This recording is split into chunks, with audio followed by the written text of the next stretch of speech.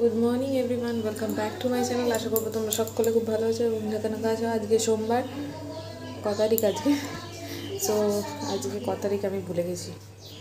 আজকে হচ্ছে তোমার 11 তারিখ সোমবার।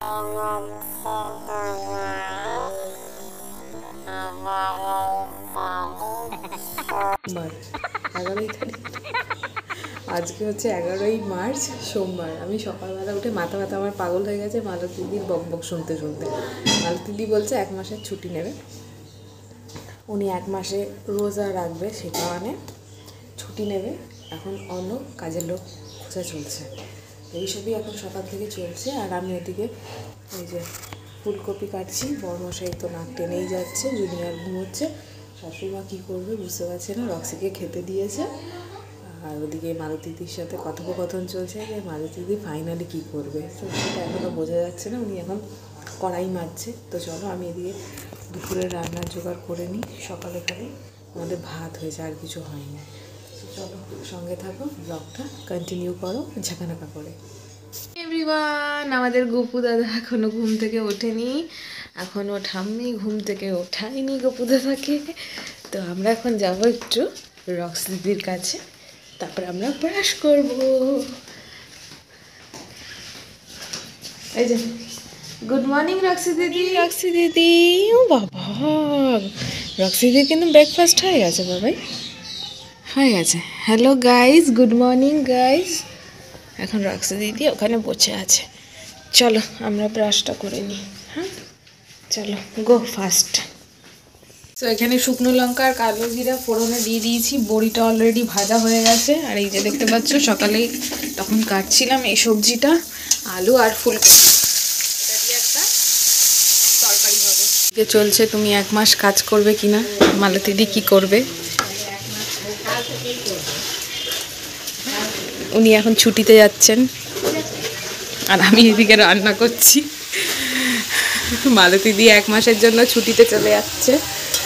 তো এই দেখো, এদিকে ধনেপাতাও দিয়ে দিয়েছি আর বড়িগুলো দিয়ে দিয়েছি। এখন একটু ঢাকা চাপা দিয়ে রান্না হবে। বলে দাও যে সুখে দেবে খালি। তাই তো, তুমি 1 মাসের ছুটিতে যাচ্ছ তো? হ্যাঁ, হাসি দেখো, হাসি।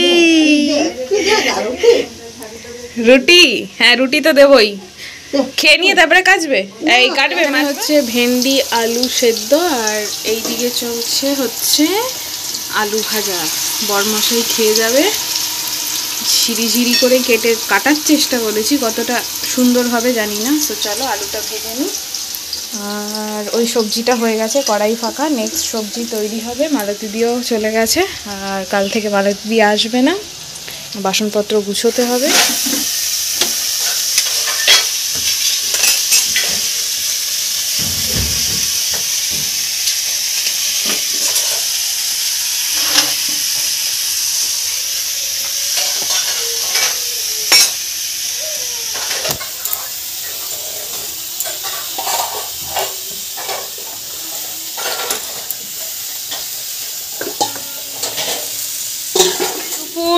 জুনিয়র আমাদেরকে প্রচণ্ড মাত্রায় হেল্প করে, ঠিক আছে? আপনারা দেখতে পাচ্ছেন জুনিয়র কতটা হেল্প করে। এই যে আমাকে এখন মাংস রান্না হবে জুনিয়রের, ওটাতে হেল্প করতে এসছে। হ্যাঁ, এদিকে উচ্ছে চচ্চড়িটাও আমাদের হয়ে গেছে, সেটাকেও বানালো, তাই না? তুমি উচ্ছে চচ্চড়ি রান্না করেছো? ধর, ঠাম্মি বাসন ধুয়ে রাখছে, দেখো গিয়ে, যাও গিয়ে ঠিক করে রাখছে কিনা দেখো গিয়ে, তো যাও।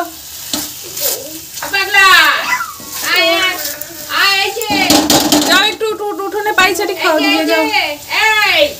রসটা পুরো খেয়েছিস বাবাই? তুই রসটা খেয়েছিস?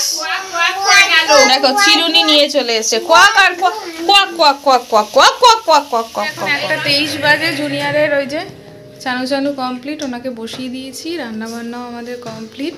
এখন যাব আমি এই যে এইগুলোকে কাচার জন্য ওয়াশিং মেশিনে দিয়ে দেবো, হয়ে যাবে কাচা এগুলো।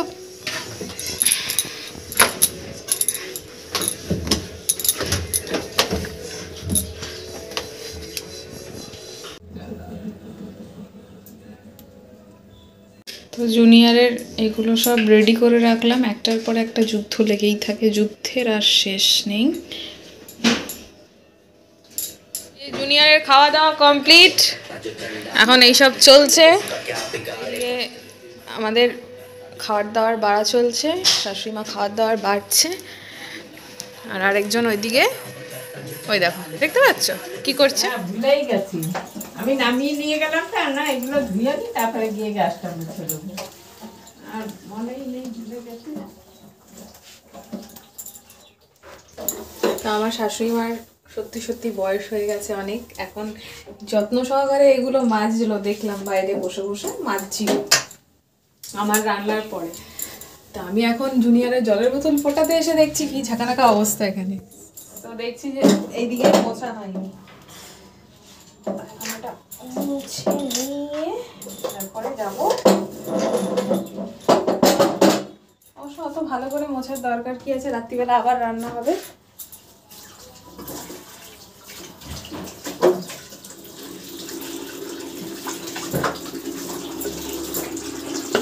এখন জুনিয়রের জলের বোতল ফোটানো হবে।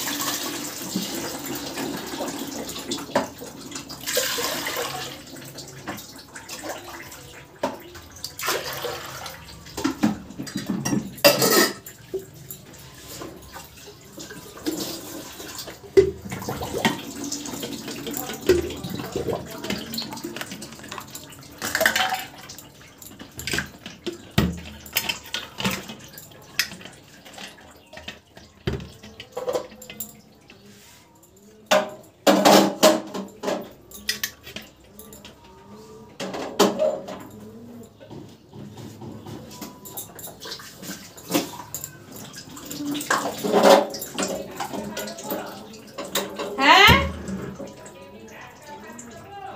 না না ওরকম কোনো ব্যাপার নেই।